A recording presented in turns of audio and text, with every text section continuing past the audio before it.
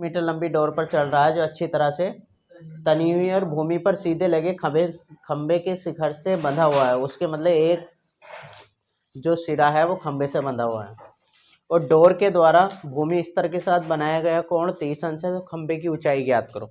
मतलब ये कह रहा है कि खंबा है, कहना ये चाह रहा है कि खंबा है जमीन पर खड़ा हुआ, समझ गए। और एक रस्सी है यहाँ पे, यहाँ से रस्सी यहाँ पे बांध रखी है इसमें। और एक कोई सर्कस का कलाकार है, सर्कस का कलाकार बांस लेके इस पे चढ़ रहा है, समझ गए। ये ऊपर को चढ़ के जा रही है, ठीक है। 20 मीटर लंबी रस्सी है, तो इसका मतलब ये कर्ण दे दिया 20। और भूमि स्तर के साथ डोर द्वारा बनाया गया कोण 30 अंश है। तो कह रही है खंबे की ऊंचाई बताओ। तो इसका मतलब क्या पूछ रहा है, लंब पूछ रहा है और कर्ण दे रखा है। के और एल में फॉर्मूला लगेगा, समझ गए। बस ये समझना है। तो एक त्रिभुज बना लेंगे। ये खंबा हो गया, ये भूमि हो गई, और ये 20 मीटर लंबी डोर हो गई। डोर 20 मीटर, ये भूमि हो गई। सब इसमें लिख देंगे ना, तो हिंदी लिखनी पड़ा तमाम। और ये हो गया खंबा, ठीक है। इसके साथ कितने अंश का कोण बना रहा है, 30 अंश का। इसे नाम दे दिया ए बी सी। खंबे की ऊंचाई पूछ रहा है, खंबे की ऊंचाई बताओ। तो ये मान लिया हमने h। तो यहीं से शुरू करेंगे। माना खंबे की ऊंचाई कुछ भी मान लो, x y z कुछ भी, a b c d। माना खंबे की ऊंचाई h है। h मानोगे, h से हाइट आती है ना, तो और ज़्यादा बढ़िया है। अब देखो लाल बटे कक्का, हमें क्या निकालना, कर्ण दे रखा है, लंब निकालना है। के और एल में फॉर्मूला, के और एल में क्या होता है, साइन। क्योंकि ये साइन थीटा होता है ना, तो यहाँ पे पहले सूत्र लगा देंगे साइन थीटा का। हमें पता है कि साइन थीटा बराबर होता है लंब बटे कर्ण। थीटा का मान यहाँ पे कितना है, 30।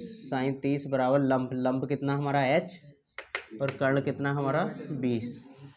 साइन 30 का मान टेबल में देख के रखेंगे, कितना होता है 1/2 बराबर h बटे 20। तिरछी गुणा कर देंगे, 2h बराबर 20 ही का ना 20, और h बराबर 20/2, 2 ढाई 20। h बराबर कितना, 10 मीटर। तो अतः खंबे की ऊंचाई 10 मीटर। बस इतना ही, खंबे की ऊंचाई।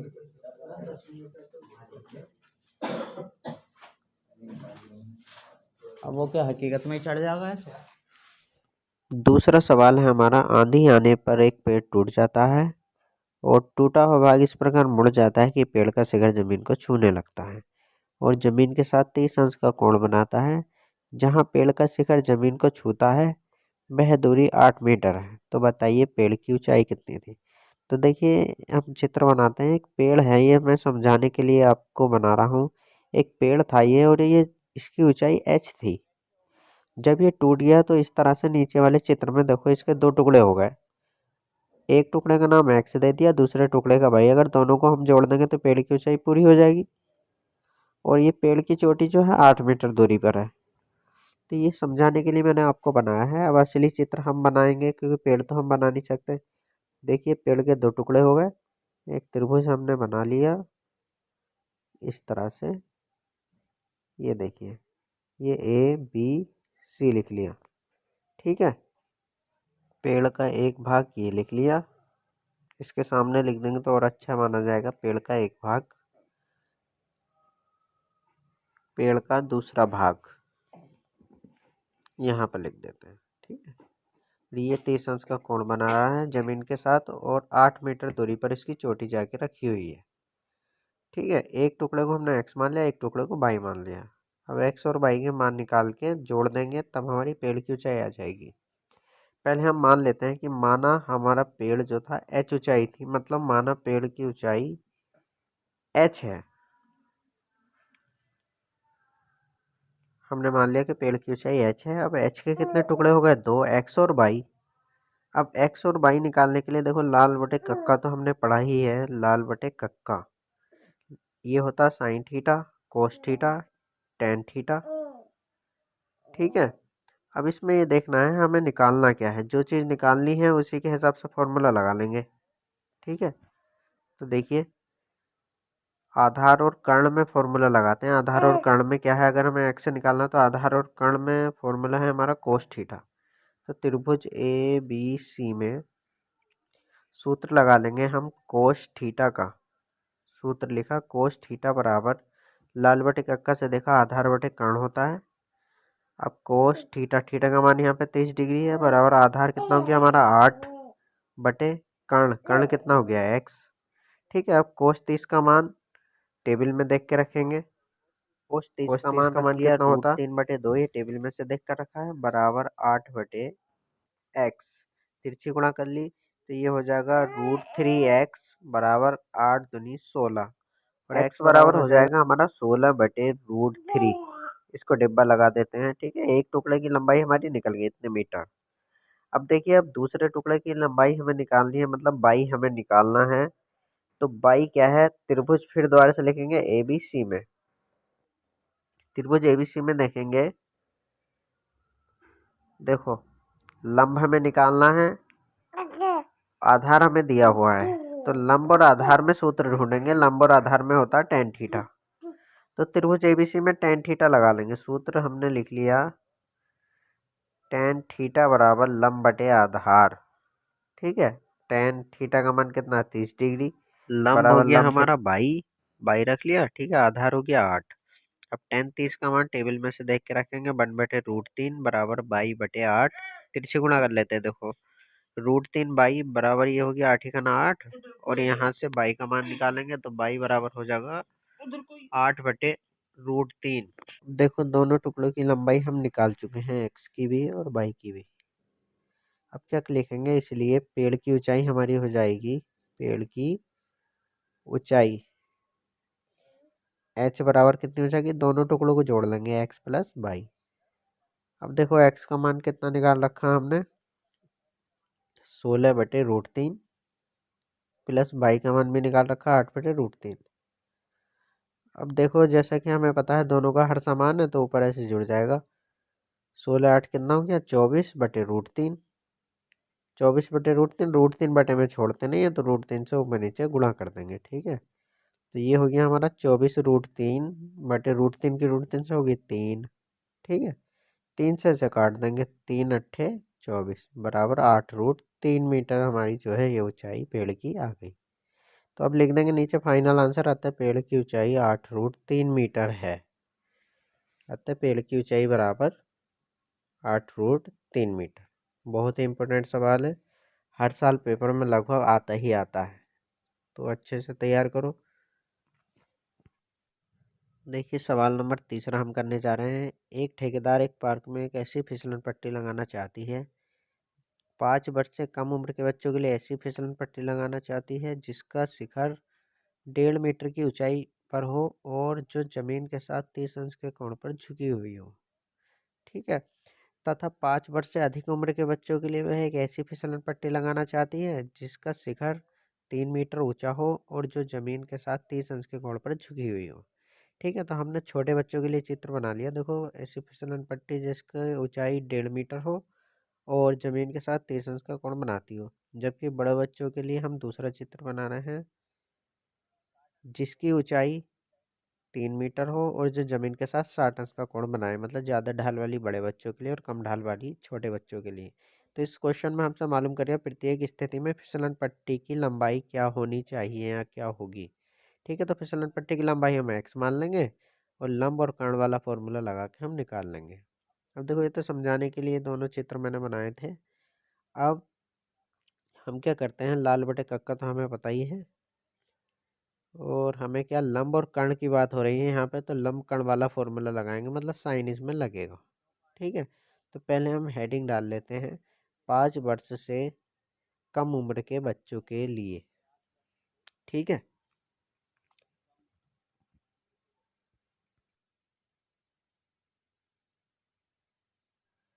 अब देखो इसके लिए हम अलग एक त्रिभुज बनाएंगे। ठीक है, देखो अब ये हो गया हमारी ऊंचाई फिसलन पट्टी की, ये हो गई भूमि स्तर और ये हो गई हमारी फिसलन पट्टी। 30 डिग्री का कोण बनाए हैं, 1.5 मीटर ऊंचा है, ABC ये हमने मान लिया। फिसलन पट्टी की लंबाई हमने मान ली x। ठीक है, पहले तो एक लाइन लिख लेंगे, माना फिसलन पट्टी की लंबाई बराबर x है, ये हमने मान लिया। ठीक है, अब क्या करेंगे, त्रिभुज ABC में आ जाएंगे। त्रिभुज ABC में क्या लगा लेंगे, यहाँ पे लंब और कर्ण की बात हो रही है तो साइन थीटा लगा लेंगे। साइन थीटा बराबर हमें पता है लाल बटे कक्का से कितना होता है, लंब बटे कर्ण। ठीक है, थीटा का मान इसमें रख लेते हैं। थीटा का मान है 30 डिग्री, बराबर लंब है हमारा 1.5 बटे कर्ण है हमारा x। साइन 30 का मान रख लेंगे 1/2 बराबर 1.5 बटे x। यहाँ से तिरछी गुणा कर लेंगे, x ही करना x बराबर 15 दूनी 30, एक अंक बाद दशमलव, तो x बराबर कितना आ गया, 3 मीटर। तो इसका मतलब ये हुआ कि छोटे बच्चों के लिए फिसलन पट्टी की लंबाई 3 मीटर है। नीचे लिख भी देंगे, आता है फिसल पट्टी की लंबाई, तो फिसलन पट्टी की लंबाई बराबर कितना, 3 मीटर है। ठीक है, तो ये तो हो गया छोटे बच्चों के लिए। अब बड़े बच्चों के लिए इधर बनाते हैं, हेडिंग डाल देते हैं, इधर 2 पार्ट कर लेते हैं। हेडिंग डालते हैं 5 वर्ष से अधिक उम्र के बच्चों के लिए।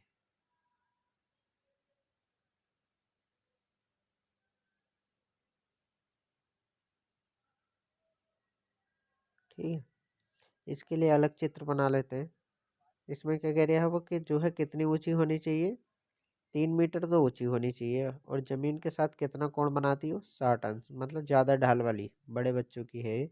इसे ABC नाम दे दिया, और फिसलन पट्टी की लंबाई x मान ली। बिल्कुल सेम पार्ट है। पहले एक लाइन लिख लेते हैं, माना फिसलन पट्टी की लंबाई, माना फिसलन पट्टी की लंबाई x है। ठीक है, अब फिर वही फॉर्मूला लगाएंगे क्योंकि लंब और कर्ण की बात हो रही है।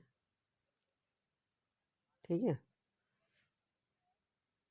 देखो त्रिभुज ABC में फिर हम साइन थीटा लगाएंगे, क्योंकि हमें पता है सूत्र साइन थीटा का जो होता है, साइन थीटा लंब और कर्ण में होता है। साइन थीटा बराबर लंब बटे कर्ण।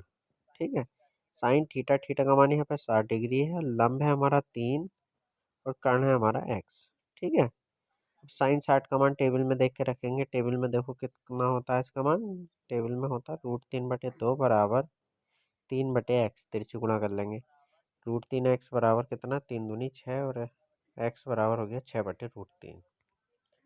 अब √3 हम बटे में छोड़ते नहीं है, तो क्या करेंगे, √3 से ऊपर नीचे गुणा कर लेंगे। 6 गुणा √3/√3 गुणा √3, तो ये हो गया 6√3/3। 3 से कट गया, 3 दूनी 6 बराबर कितना, 2√3 मीटर।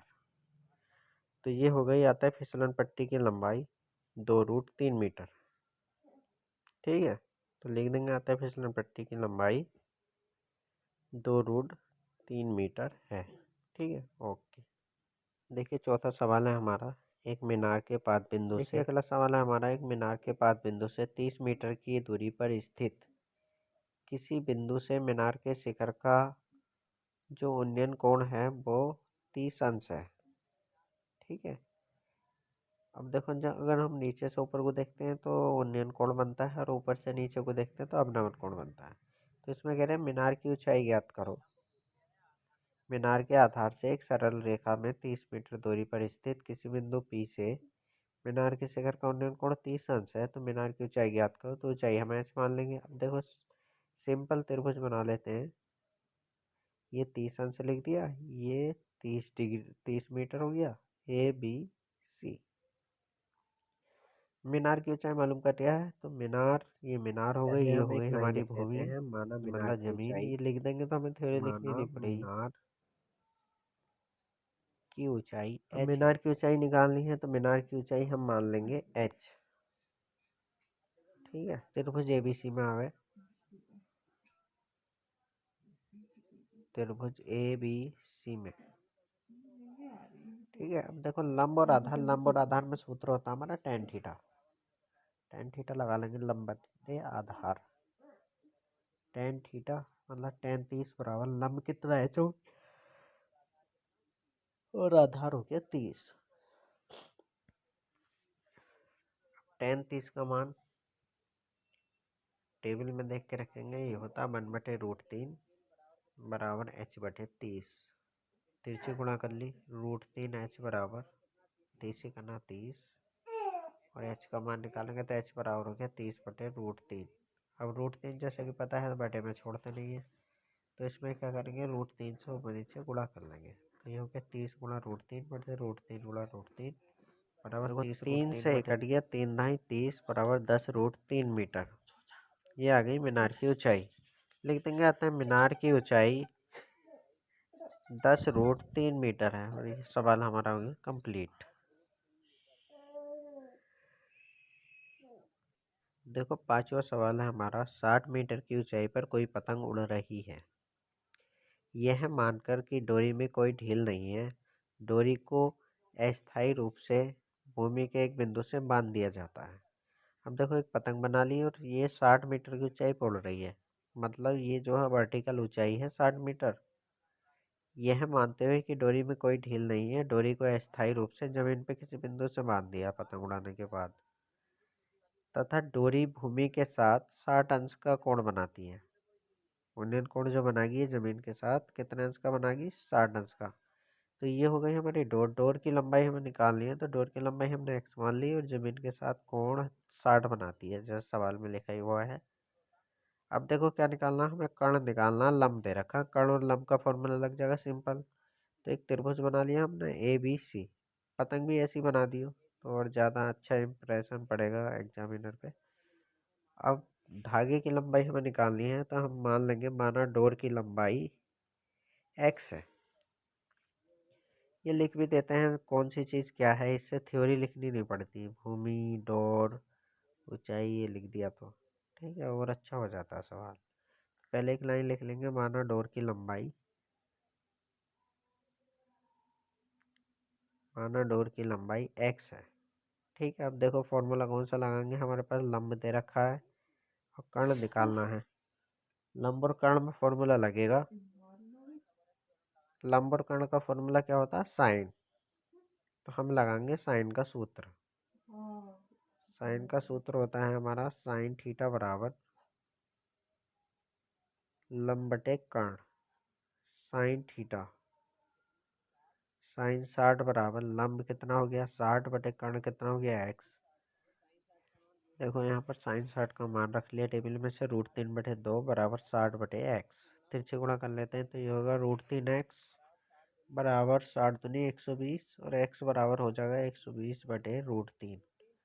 अब जैसा कि हमें पता √3 बटे में छोड़ते नहीं है, तो 120 गुणा √3 बटे √3 गुणा √3।